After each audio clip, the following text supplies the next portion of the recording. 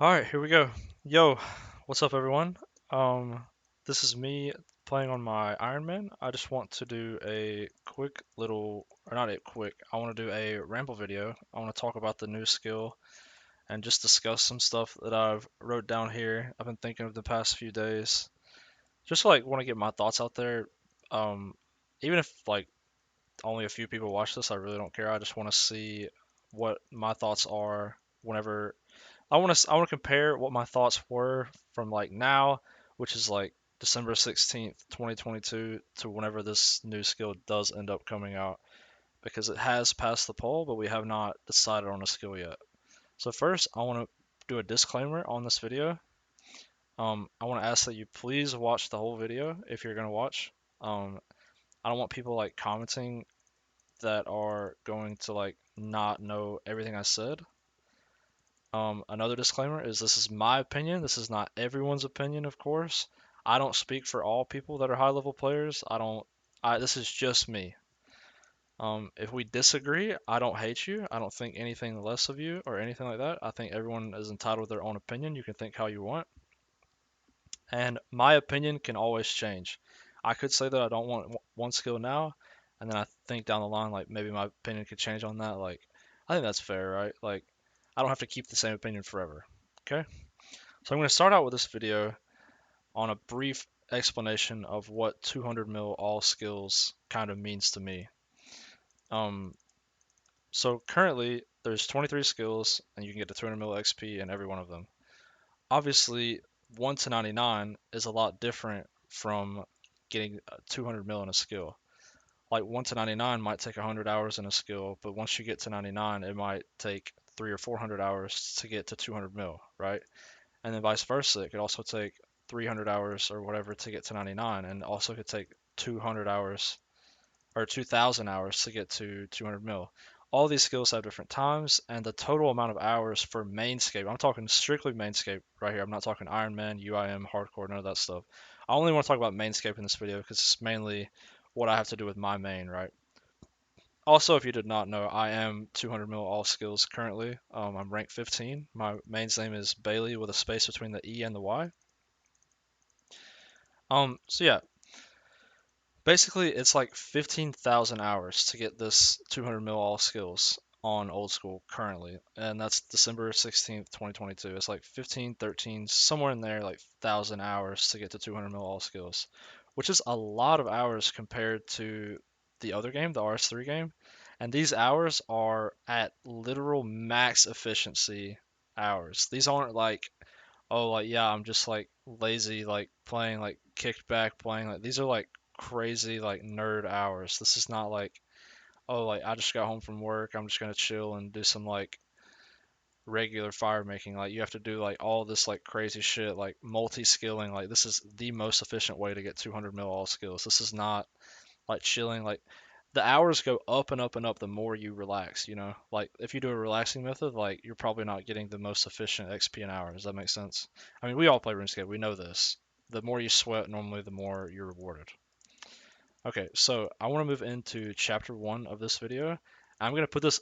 I have these 3 chapters that I want to do this video, and I have this one first because I feel like a lot of people are going to click off the video, so I want to talk about this one first. So obviously, I'm a super high level player. I'm 200 mil all skills.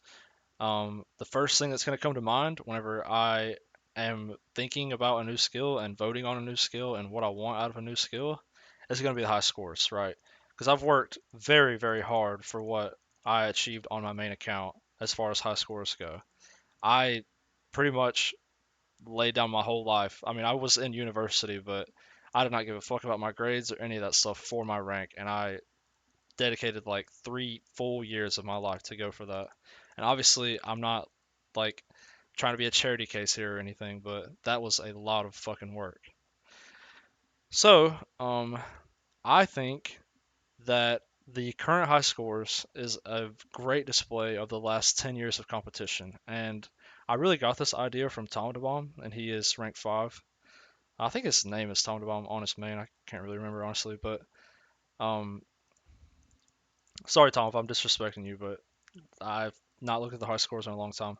But his idea is basically so if you are 200 mil all, whenever the new skill comes out, you basically have like a grace period to get the 200 mil in the next skill, and you will be basically like your rank will be saved. Let's say someone that was rank 3 finishes the skill, and then rank 4 finishes before them, right?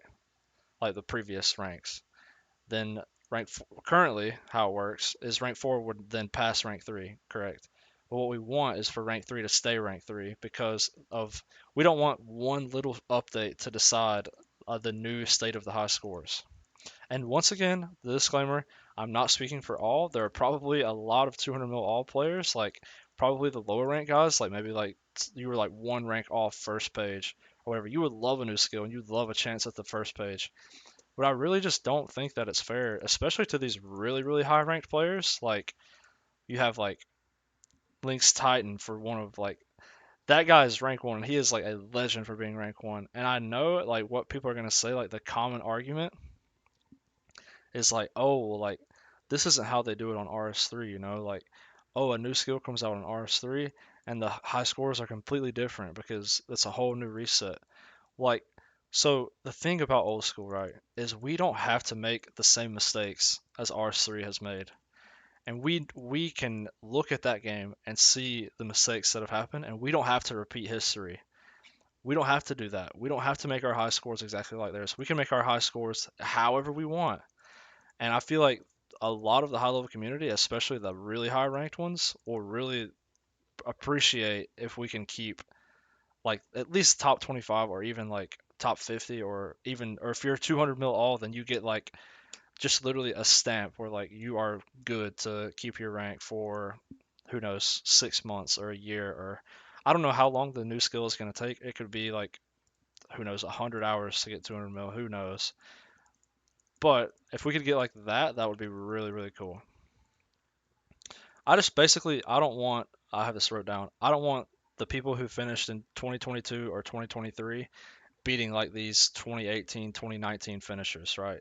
I just feel like that's like super unfair to the people that dedicated like that much time early, and the game has been devalued since. Like these players have put in way more hours than the other people, or they put in sweatier hours because they have to compete harder because they're obviously a higher rank. They're most likely competed harder, and also I think we need to learn from what is like a really big issue on old school, and obviously there's a lot of Infernal Capes on this game, right? And we all know that there's a problem with the Infernal Cape selling market and stuff. And we all know that it's pretty much undetectable to buy an Infernal Cape through a remote software. People don't get banned for that, right? So, what will stop skillers competing for this new 200 mil and this new permanent overall high score if we don't set like a legacy high score? I mean, obviously, yes, they could have account shared before, but it's not like people are going to account share like 13,000 hours, you know. But would they account share 200 hours for like a permanent rank that will last forever or for a very, very long time until the next skill? Who knows? I just think that that's already an issue and we can learn from it and just go ahead and do this thing I was talking about before with the high score save. I think it's really, really good. But yeah, and I think that will help us not to repeat the RS3 mistakes. Okay, so that's really all I have about the high scores. Like, I really hope they can do that, but if they can't, I mean, I obviously will compete and try to do my best. But I mean, I finished this game 2 years ago, or almost 2 years, a year and a half, I guess. And I have a real life now. I can't do these like neat hours anymore. I go to the gym, I have a job, I have all this stuff, and I'm sure other players do. I'm sure other players don't. Like, a lot can happen in like the time that people have finished the game. When I say finish the game, I mean getting 200 mil all because obviously you didn't like do the collection log or any of that stuff. But like as far as like skilling goes, you completed the game. All right, so now I'm going to move on to the next chapter, and this one is called New Skill Options. So I want to talk about basically the new skill options that we have currently that have been like really popular, like what people are talking about. So the first thing that comes to mind is invention. A lot of people have been talking about invention, like, oh, like this will be so good for the game. But a lot of people don't really know how invention is trained on RS3. And I know we can change how everything works about the skill, but I think if we do invention, we really have to change how it's trained compared to RS3 because invention on RS3 is quite literally like you used an item on another item and then you go like fight stuff or do whatever and train whatever skill that item is attached to, and it pretty much does itself, right? So it's pretty much like a zero time skill. It's kind of like magic with Slayer. Like it's completely zero time. You don't even have to worry about it. It pretty much does itself, you know. And if we're gonna put all this time into a new skill, I think that we should have a different way of training if we're gonna do invention. I don't know how that would work, but who knows? All right, so the next one is I'm just gonna skip this one. I'm gonna go to dungeoneering. So obviously this is like a favorite of mine. I grew up doing dungeoneering. I used to sell floors on RS3. I think dungeoneering would be so awesome, but I really don't think that Jagex is gonna be able to put in the amount of dev time into dungeoneering. Obviously, if there was a poll, I would vote for dungeoneering because I think it's by far the coolest skill. But I just don't know if they could. Um, I don't know if they can make that shit, man. I don't know if they have the engine and stuff like that, but like, I don't know. I mean, if they can, more power to them. I mean, they made Corrupted Gauntlet, and it's like similar to Dungeon a little bit. It's got like the whole map and everything. Like, I do like really like Gauntlet, and like if they could make a better version of that and turn it into a skill, I guess that'd be cool. So the next one is summoning. I think summoning has far too much impact on the game, and I think it's too late to add summoning. I think if we add summoning, we're gonna have thousands and thousands and thousands of players trying to like all go to one area, and it will be way too overcrowded, and it'll just be like really just annoying because of the charm stuff. Because you basically have to just kill shit for charms, right? So if we add like a carbon copy of summoning, I just think everything would be way too crowded, especially like dropping that shit on release. Like everyone just wanting to train it, you know? Um, I just think it has too much impact on the game as far as like familiars and all that stuff. I just don't really think it's good for the game. And then moving on to these last two skills, I don't really know too much about these. I haven't done too much research on these, so I can't give an honest opinion or like a super detailed opinion. But the next two are sailing. Um, I think if sailing were to me, it sounds like obviously they pitched a concept to us and pulled it like in 2015 or whatever. But um, if it were to be like basically like a form of dungeoneering instead of going in a dungeon, you know, you like hop on a boat and you like explore an island or whatever and then like fight a boss at the end or whatever. I think that would be cool. But if it's anything other than that, like if it's like some kind of like con spin-off like construction, like similar to that, I just think it's gonna be trash. I think con is a dog shit skill.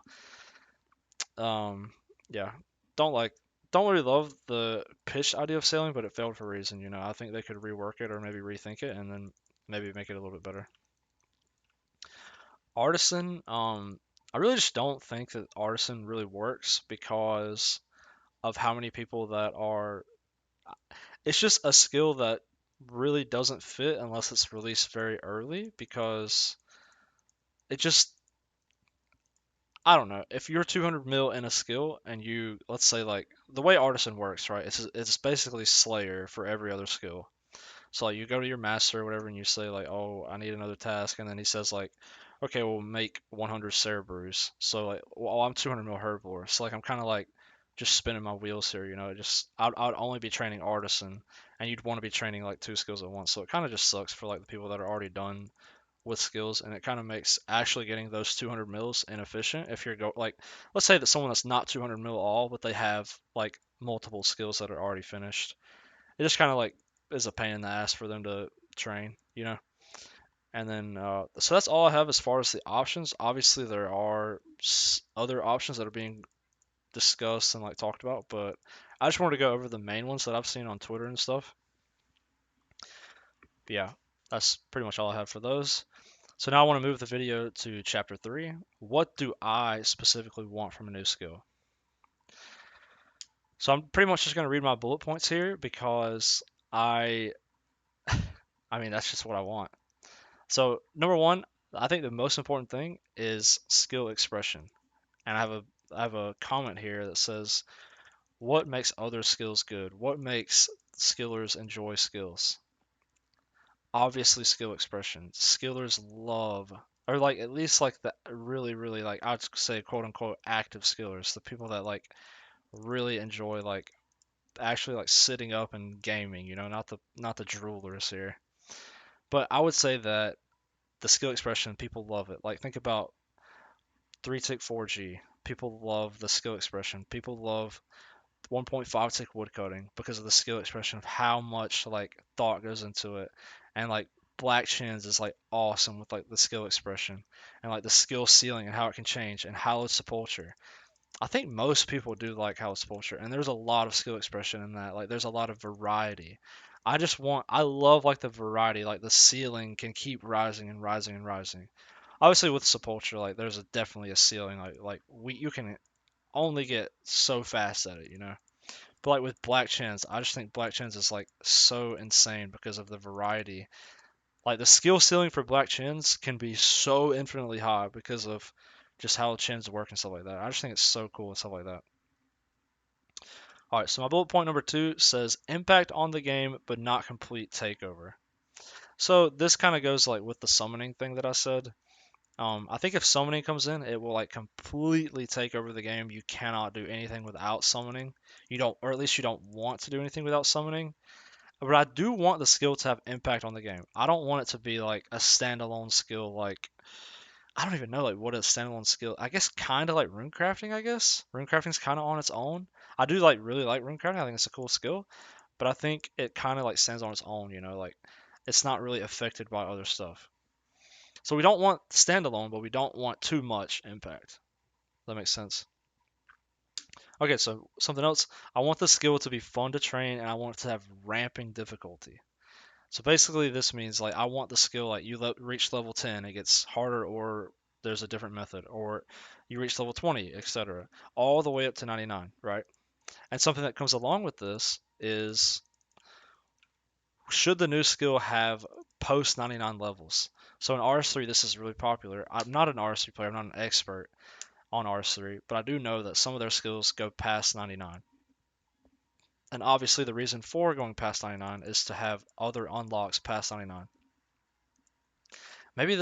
Maybe on old school, this skill could be a 120 or a 150 or whatever it may be, so that we can have like past unlocks past 99 where um like the skill has more stuff to unlock and like stuff to do, you know? I don't think that this is a requirement at all. It's just like a question mark, you know? Like should it have that? Should it not? It really depends on what kind of skill it is and what is like offered at what levels and stuff like that. Um, but not something I'm against. I don't think 120s are bad. I think 120s would. I honestly would prefer if they would have dropped like 120 Slayer instead of a new skill because I think it would have been like really cool. Um, yeah, just my opinion. But um, so another thing is I want insane development, lots of hours and time from the dev team on this new skill.